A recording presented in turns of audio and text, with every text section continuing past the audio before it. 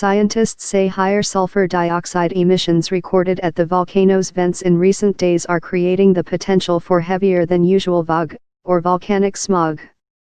So far, trade winds have been mostly blowing the gray haze offshore. What is VOG? The U.S. Geological Survey said sulfur dioxide emissions from the volcano have more than doubled since the current eruption began. Kilauea was belching 15,000 tons, 13,607 metric tons, of the gas each day, up from 6,000 tons, 5,443 metric tons, daily prior to the May 3 eruption. People living miles from the eruption are paying attention to the amount of noxious fumes pouring out of the volcano because it creates potential for more VOG. What are the health impacts? Everyone is having symptoms now on some level, said Dr. Josh Green, a state senator and emergency room physician who has been volunteering in communities where lava fissures have opened in neighborhoods. Symptoms for generally healthy people can include burning eyes, headaches, and sore throats. But those with asthma or other respiratory problems can end up hospitalized. Those who are healthy, physically active, and don't smoke can usually tolerate basic symptoms, Green said, adding hospitals are seeing more patients with difficulty breathing. Green's mom, Natasha Green, who lives on the Kona side of the island, said the VOG was particularly bad on Tuesday.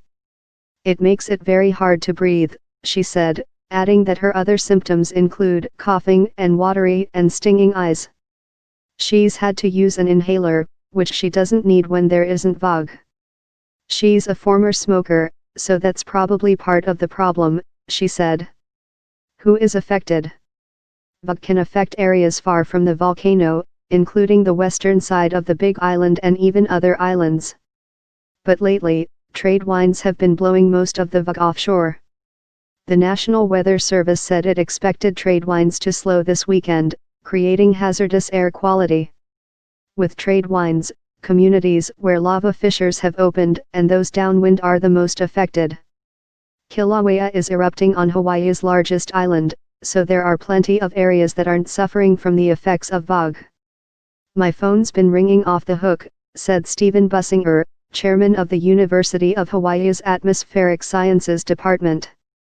A little old lady out of Minnesota wants to know if she should cancel her vacation, that kind of thing. He told her not to cancel because the VOG was blowing away from her planned destination, the Big Island resort town of Waikoloa. Bussinger also runs the VOG Measurement and Prediction Project. The website provides current VOG conditions for various sites around the Big Island. Is the VOG worse now? With an increase in emissions, there's more VOG, said Lisa Young, environmental health specialist for the State Health Department's Clean Air Branch. Bruce Corker, a Kona coffee farmer, has noticed. When he looks down from his farm at Kailua Bay, it's hard to make out the water because it's the same gray color as the sky. For me, it's just visual, he said. I don't feel any effects on my lungs. I don't smell anything. Corker, who grew up in Southern California, compares VOG to Los Angeles-like smog. Retired photojournalist Chris Stewart says there's one good thing about VOG, it intensifies the colors of a sunset. But it depends on how thick the haze is. Some days it's thin enough you can see the sun passing through, he said. But other days we just go inside because we can't see it at all. Stewart said he's grateful to be living on the Big Island's west side away from the volcano. I almost feel guilty enjoying our sunsets, he said.